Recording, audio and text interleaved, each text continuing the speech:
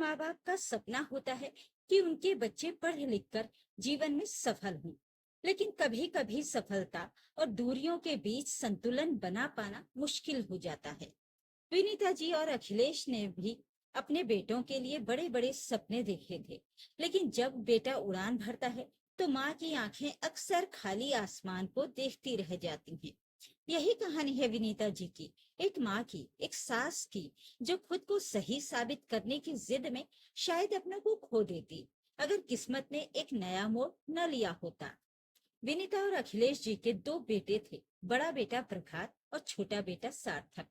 अखिलेश जी का अपना होटल का बिजनेस था, जिसे कि आगे चलकर प्रभात और सार्थक को भी संभालना था। क्योंकि बिजनेस काफी बड़ा था, उन्होंने अपने दोनों बेटों को अच्छा पढ़ाया लिखाया था। पढ़ाई लिखाई के दौरान ही उनके बड़े बेटे प्रभात की दोस्ती चित्रा से हो गई थी। दोनों एक साथ ही एमबीए कर रहे थे और एक दूसरे को पसंद करने लगे थे। पढ़ाई खत्म करने के साथ ही प्रभात को अच्छी बड़ी कंपनी से जॉब के ऑफर आने लगे और पैकेज बहुत ज्यादा था, जिससे कि प्रभात को भी लालच हो रहा था। और अब उसे लगता था कि बिजनेस में जितनी मेहनत है, उससे कम मेहनत में अच्छी खासी आमदनी तो जॉब करने से हो जाएगी। चित्रा को भी अच्छी अच्छी जॉब के ऑफर मिल रहे थे और उसे तो हर हाल में जॉब करना ही था। प्रभात ने भी एक अच्छी कंपनी में अच्छे पैकेज पर जॉब ज्वाइन कर लिया। माँ बाप ने सोचा कि चलो बच्चे का कुछ दिन नौकरी करने का मन है तो कर लेने देते हैं, उसके बाद तो अपना इतना बड़ा बिजनेस है ही, उसे तो प्रभात और सार्थक को ही संभालना है। सार्थक भी अपनी पढ़ाई लिखाई कर रहा था। इस बीच प्रभात के शादी की बात चली तो उसने घर में बता दिया कि उसे चित्रा बहुत पसंद, और सबकी सहमति से चित्रा और प्रभात की शादी हो गई। और कुछ दिन ससुराल में रहकर चित्रा और प्रभात नौकरी करने के लिए वहां से चले गए, लेकिन फिर भी वो माँ बाप के आसपास ही थे और बीच बीच में मिलने आ जाते थे। लेकिन इसी बीच चित्रा ने विदेश में कहीं जॉब के लिए अप्लाई कर दिया था और काफी बड़े पैकेज पर उसकी जॉब लग गई थी। उसने प्रभात से भी ट्राई करने के लिए कहा तो प्रभात ने भी विदेश में जॉब के लिए ट्राई किया। काफी आसानी से काफी बड़े पैकेज पर उसकी भी नौकरी विदेश में लग गई। अब प्रभात और चित्रा हमेशा के लिए विदेश में सेटल होना चाहते थे, लेकिन प्रभात के माँ बाप नहीं चाहते थे कि प्रभात विदेश में सेटल हो। अखिलेश जी और विनीता जी का कहना था कि इतनी प्रॉपर्टी है, यहाँ पर इतना बड़ा बिजनेस है, अकेले सार्थक तो मैनेज कर नहीं पाएगा। तुम दोनों यहाँ पर रहकर अपना बिजनेस संभालो। बिजनेस मैनेजमेंट की डिग्री ले रखी है, उससे दूसरे का बिजनेस संभालने से अच्छा है अपने बिजनेस को आगे बढ़ाओ, अपनी पढ़ाई का उपयोग अपने घर में करो। लेकिन प्रभात और चित्रा कुछ भी सुनने को तैयार नहीं थे। आखिरकार प्रभात और चित्रा माँ बाप की बात न मानकर विदेश में सेटल हो गए और उन्होंने मन बना लिया था कि अब उन्हें भारत वापस नहीं आना है, बस कभी कभी माँ बाप से मिलने आ जाया करेंगे। बहुत अच्छा पैकेज था उनका और उन्हें कोई टेंशन भी नहीं थी। लेकिन इस बात से विनीता जी और अखिलेश जी का दिल टूट गया था। विनीता जी ये बर्दाश्त ही नहीं कर पा रही थी कि उनका बड़ा बेटा प्रभात उन लोगों से इतनी दूर जाकर बस गया है। तभी उन्होंने ठान लिया था कि वो अपने छोटे बेटे सार्थक की शादी बहुत कम पढ़ी लिखी लड़की से करेंगी। उनके मन में ये बात घर कर गई थी कि ज्यादा पढ़ी लिखी लड़की घर को तोड़ देती है और बेटे को माँ बाप से, भाई बहन से, परिवार से अलग कर देती है। उन्हें ये बात समझ में नहीं आ रही थी कि अगर घर तोड़ना ही है तो वो तो कम पढ़ी लिखी लड़की भी तोड़ेगी। ये तो अपनी अपनी समझदारी होती है कि किसे परिवार में रहना है और किसे अलग। चित्रा और प्रभात ने अपना करियर चुना।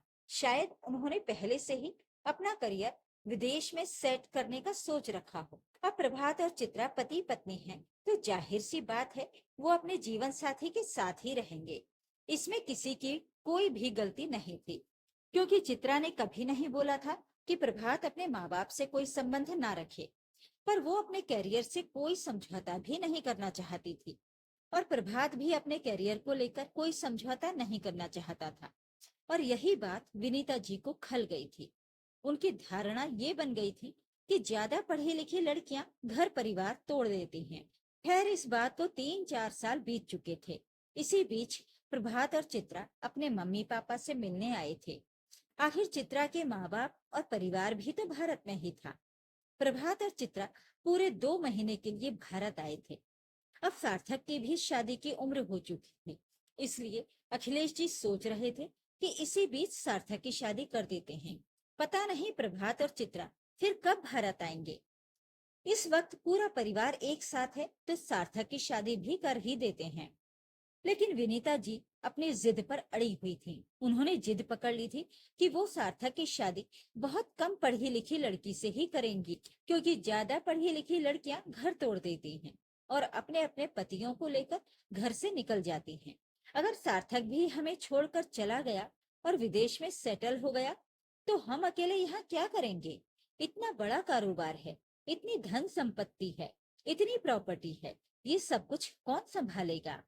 कल को हमारे बाद हमारे बेटे सब कुछ बेचकर यहाँ से चले जाएंगे। इतनी मुश्किल से हमने ये सब कुछ खड़ा किया है। आखिर उनकी जिद के आगे सार्थक और अखिलेश जी को झुकना ही पड़ा। विनीता जी सार्थक के लिए अपनी पसंद की लड़की ढूंढने लगी। इसके लिए उन्होंने रिश्ता करवाने वालों से भी कह रखा था। काफी जगह से रिश्ते आए भी, पर बात वही, उन्हें कोई भी लड़की अपनी सार्थक के लायक जम नहीं रही थी, क्योंकि सार्थक काफी अच्छा पढ़ा लिखा लड़का था और जब वो कम पढ़ी लिखी लड़की को देखती थी तो उसकी बोलचाल से ही साफ पता चलता था कि वो लड़की किसी काबिल नहीं है। उससे तो कहीं अच्छा खुद विनीता जी थी। प्रभात कई बार बोलता भी था, क्या माँ, तुम अपनी जिद में सार्थक की जिंदगी बर्बाद मत कर देना। आज के जमाने में कौन कम पढ़ी लिखी लड़की से शादी करना चाहता है? सिर्फ लड़की को ससुराल ही तो नहीं संभालना है, कल को सार्थक के बच्चे होंगे, उनकी पढ़ाई लिखाई, बाकी एक्टिविटीज, स्कूल में पेरेंट्स मीटिंग वगैरह सब कुछ तो माँ को ही देखना पड़ता है। ऊपर से अगर कल को बिजनेस में सार्थक का हाथ बटाना पड़ा तो क्यों अपनी जिद पर सार्थक की जिंदगी बर्बाद करना चाहती हो? लेकिन विनीता जी को किसी की कोई बात सुनाई नहीं दे रही थी और वो अपनी बात पर अड़ी हुई थी। इसी बीच वर्तिका का रिश्ता लेकर उसके मम्मी पापा सार्थक के घर आए और वर्तिका की फोटो सार्थक की मम्मी को दिखाई। विनीता जी को फोटो देखते ही वर्तिका एक ही नजर में पसंद आ गई और फिर उन्होंने अपनी शर्त रख दी कि उन्हें बहुत ज्यादा पढ़ी लिखी लड़की से सार्थक की शादी नहीं करनी है। इस पर वर्तिका के पापा ने बोला, जी बिल्कुल, हमें इस बारे में पता है, इसीलिए तो हम आपके घर रिश्ता लेकर आए हैं, क्योंकि हमारी वर्तिका हर तरह से काबिल है। बस उसमें एक ही कमी है कि 10वीं के बाद उसने पढ़ाई नहीं की है। और किसी बात की कोई कमी नहीं है हमारे घर में। हमारी बेटी वर्तिका का कभी पढ़ाई लिखाई में मन ही नहीं लगा। बाकी हर तरह से वो काबिल है, पर पढ़ाई लिखाई उसने की ही नहीं, जिसकी वजह से उसकी शादी में दिक्कतें आ रही हैं। संजोग से हमें आपकी डिमांड पता चली तो हम दूसरे राज्य से आपके पास अपनी बेटी का रिश्ता लेकर आ गए। अगर आपको ठीक लगे तो आप हमारी बेटी से एक बार मिल लीजिए। विनीता जी को सब कुछ ठीक लग रहा था और वो वर्तिका से मिलने के लिए चली गईं और वर्तिका पहली ही नजर में उन्हें पसंद आ गई। उसके बोलने का तरीका, उठने बैठने का तरीका, सब कुछ अच्छा था। कहीं से भी ऐसा नहीं लग रहा था कि वो ज्यादा पढ़ी लिखी नहीं है। पूरे कॉन्फिडेंस में थी वो और हर तरह से काबिल भी लग रही थी। देखने में भी बहुत सुंदर और सुशील लग रही थी। वर्तिका का घर परिवार भी विनीता जी को बिल्कुल पसंद आ रहा था। माता पिता, 2 भाई और इकलौती बहन वर्तिका। धन दौलत की भी कोई कमी नहीं थी। अच्छी खासी बिजनेस फैमिली थी। विनीता जी को ये रिश्ता सार्थक के लिए जच गया। सार्थक को भी वर्तिका पसंद आ गई थी और विनीता जी ने अपनी तरफ से रिश्ता फाइनल कर दिया। लेकिन अखिलेश जी ने बोल दिया था कि देखिए, हमारे राज्य अलग अलग हैं और दूसरे राज्य में आकर शादी करने में हमें बहुत मुश्किल होगी, इसलिए आप लोग ही हमारे राज्य में आकर शादी कर लीजिए। इसके लिए वर्तिका के पिताजी तैयार हो गए थे। आखिर लड़की वालों को लड़के वालों की बात माननी ही पड़ती है और इतनी मुश्किल से तो वर्तिका के लिए रिश्ता मिला था और इस तरह से कुछ दिनों में वर्तिका और सार्थक की शादी हो गई और वर्तिका सार्थक के घर में बहू बनकर आ गई। वर्तिका बहुत अच्छे स्वभाव की थी और उसने अपना ससुराल बहुत अच्छे से संभाल लिया था। विनीता जी बहुत खुश थी कि उन्होंने सोच समझकर सही जगह सार्थक की शादी कर दी है। प्रभात और चित्रा भी कुछ दिन वहां रहकर वापस विदेश चले गए थे, इस संतुष्टि के साथ कि चलो अब सार्थक और वर्तिका पूरा घर अच्छे से संभाल लेंगे और मम्मी पापा का ख्याल भी रख लेंगे। धीरे धीरे वर्तिका विनीता जी, अखिलेश जी और सार्थक के दिल में अपने लिए बहुत गहरी जगह बनाती जा रही थी। जो भी वर्तिका से मिलता उसका दीवाना हो जाता। इतनी अच्छी थी वो, और सब कुछ अच्छे से मैनेज कर लिया था। उससे बात करके किसी को भी अंदाजा नहीं लगता था कि वो सिर्फ 10वीं पास है। विनीता जी अब संतुष्ट हो चुकी थी कि ऐसा निर्णय लेकर उन्होंने कोई गलती नहीं की। सार्थक की जिंदगी खराब नहीं हुई है, बल्कि वर्तिका सार्थक की जिंदगी और अच्छी बना देगी। इसी बीच करीब 2 महीने का वक्त बीत चुका था कि एकाएक एक दिन शाम को अखिलेश जी को बहुत तेज सीने में दर्द होने लगा और वो तड़पते हुए जमीन पर गिर गए। उनकी आवाज सुनकर विनीता जी दौड़ती हुई उनके पास आई और उनकी हालत देखकर जोर जोर से चिल्लाने लगी। सार्थक उस वक्त अपने होटल गया हुआ था। विनीता जी को समझ में नहीं आ रहा था कि वो क्या करें, और वो वर्तिका को ही बुलाने लगी और जोर जोर से बोलने लगी, जल्दी से सार्थक को फोन लगाओ। वर्तिका दौड़ती हुई आई और ससुर जी की हालत देखकर वो कुछ समझ नहीं पाई। विनीता जी चिल्लाई जा रही थी, जल्दी सार्थक को फोन लगाओ। लेकिन वर्तिका ने सार्थक को फोन लगाने की जगह अपने ससुर जी को सीपीआर देना शुरू कर दिया और अपनी सास से कहने लगी, मेरी अलमारी में एक काले रंग का बॉक्स रखा है, जल्दी से उसे लेकर आइए। वो हैरान हो रही थी और बोल रही थी, बहू तू पागल हो गई है क्या?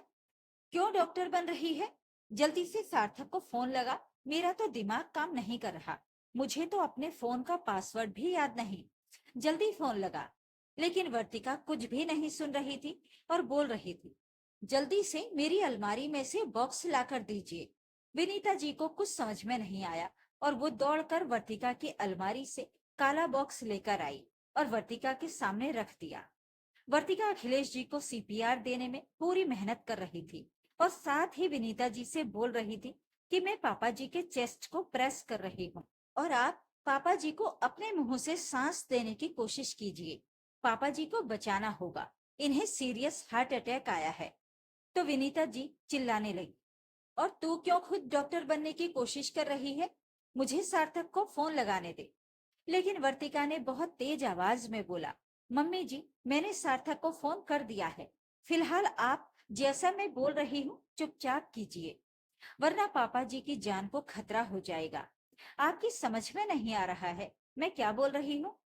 वर्तिका ने इतनी तेज आवाज में बोला था कि विनीता जी चुपचाप अखिलेश जी को अपना मुंह लगाकर सांस देने लगी।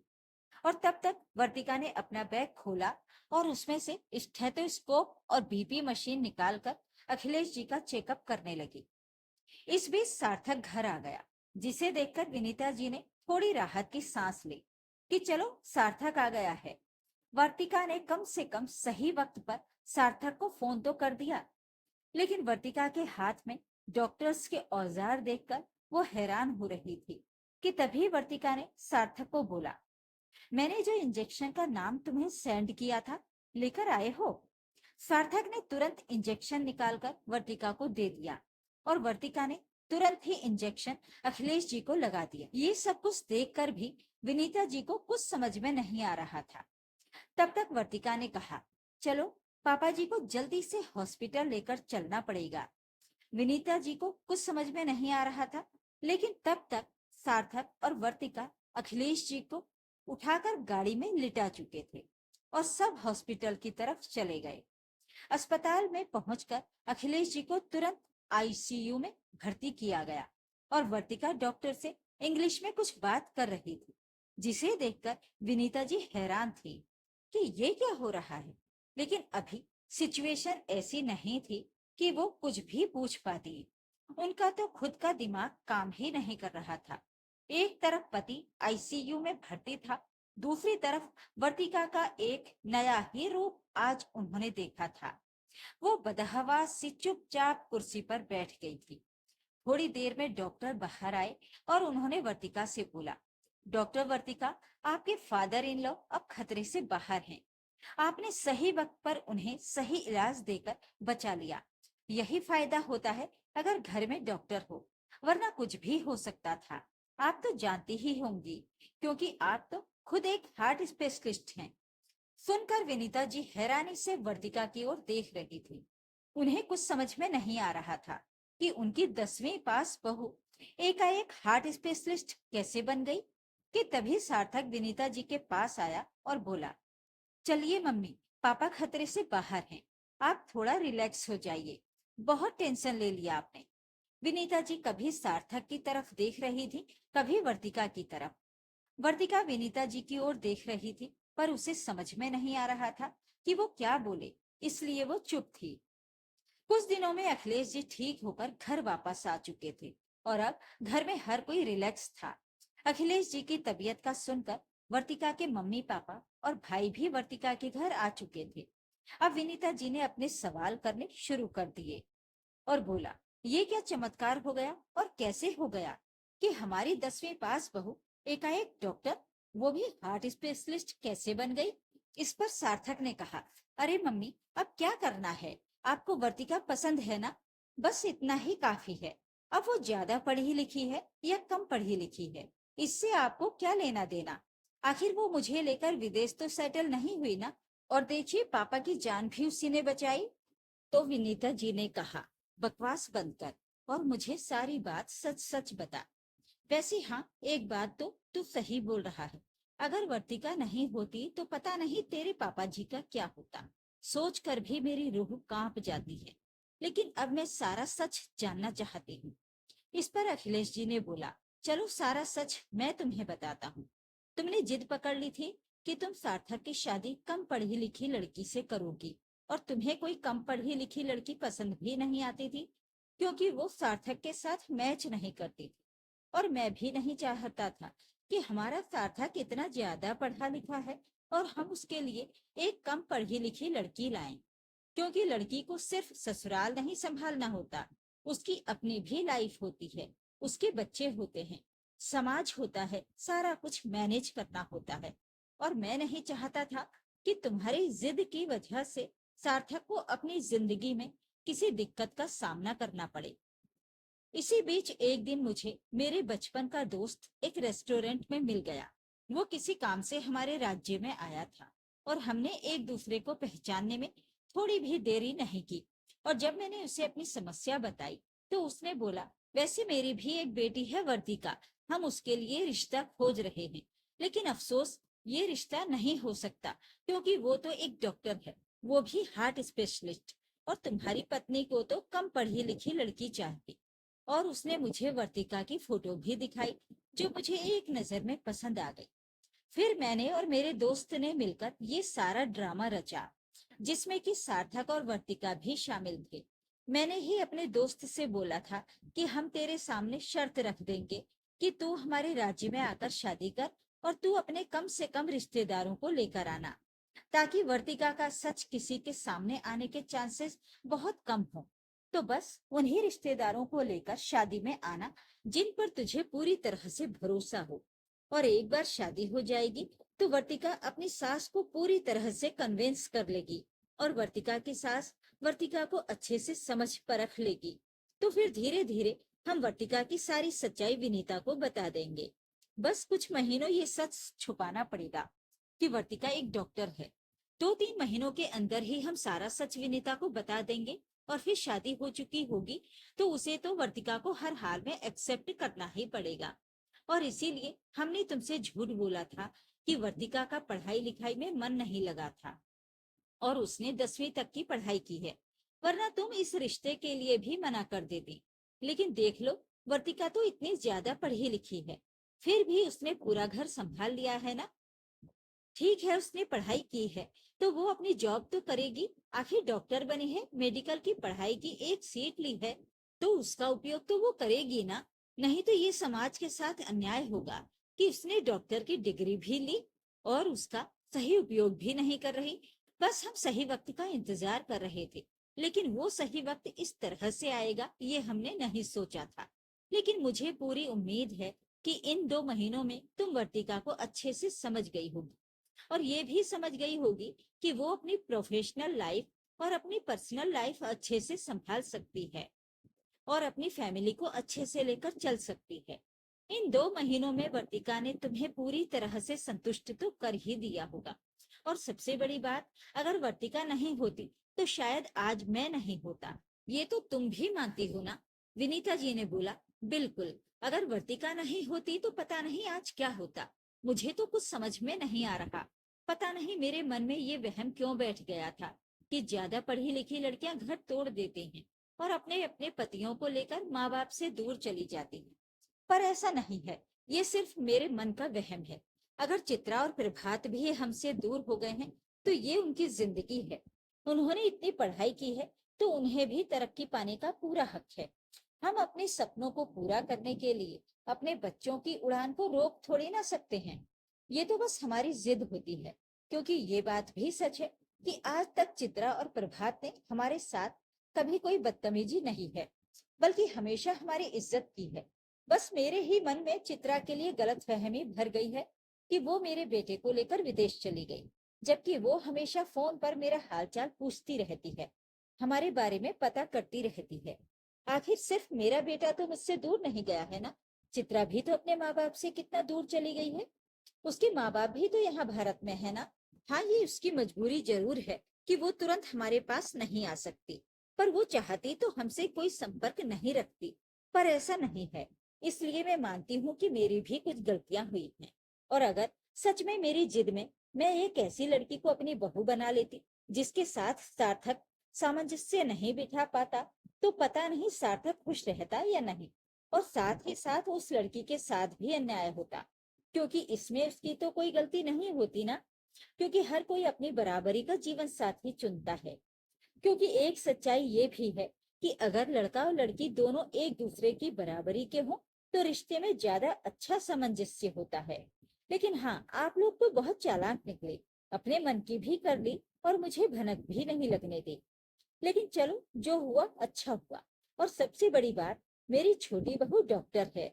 ये बात तो अभी कोई जानता ही नहीं, पर अब मैं सबको बताऊंगी कि मेरी छोटी बहू डॉक्टर है। इसी बीच प्रभात और चित्रा भी अपने पापा की तबीयत की वजह से घर आ गए थे और उन लोगों ने बोला, चलो आखिर मम्मी ने सारी सच्चाई जान ही ली और वर्तिका को सच्चे दिल से एक्सेप्ट कर लिया। तो विनीता जी ने बोला, मतलब तुम लोग भी इस सारी खुराफात में शामिल थे?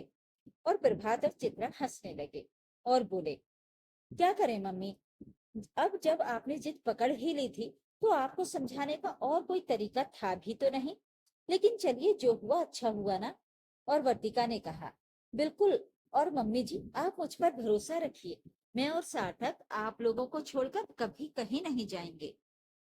सार्थक आपका बिजनेस संभालेंगे और मैं यहीं पर किसी अस्पताल में जॉब कर लूंगी। लेकिन फिलहाल सबको गर्मा गर्म चाय पिलाती हूँ। कहकर वर्तिका किचन की तरफ जाने लगी और साथ में चित्रा भी उसके साथ हो ली और बोली, आज सबको मैं अपने हाथों की चाय पिलाती हूँ। फिर हंसते मुस्कुराते हुए किचन में एक बहू सबके लिए चाय बनाने लगी और दूसरी बहू पकौड़ियां तलने के लिए बेसन फेंटने लगी और साथ में पापा जी के लिए दलिया भी चढ़ा दिया। कभी कभी जो बातें हम जोर देकर नहीं समझा सकते, वो जिंदगी खुद एक पल में सिखा देती है। आज विनीता जी को समझ में आ गया था कि बेटियां पढ़ लिख कर घर नहीं तोड़ती, बल्कि सही हो तो हर हाल में घर को जोड़ती हैं। और वर्तिका, वो तो सचमुच उस घर के दिल की डॉक्टर निकली। तो ये थी आज की कहानी। इस कहानी के बारे में अपनी राय कमेंट बॉक्स में जरूर लिखें। वीडियो को लाइक और शेयर कर दीजिए। चैनल को सब्सक्राइब जरूर कर लें, ताकि आपको रोज अच्छी अच्छी कहानियां सुनने को मिलती रहें। और हाँ, आज से वीडियो को हाइप करना तो बिल्कुल भी मत भूलिएगा। कमेंट बॉक्स के साइड में आपको हाइप का ऑप्शन मिलेगा। इस पर जब आप क्लिक करेंगे तो नीचे आपको पॉइंट्स दिखाई देंगे। इस पर क्लिक करके आप इस वीडियो को अपने नंबर दे पाएंगे। तो फिर मिलते हैं एक और कहानी के साथ। नमस्कार।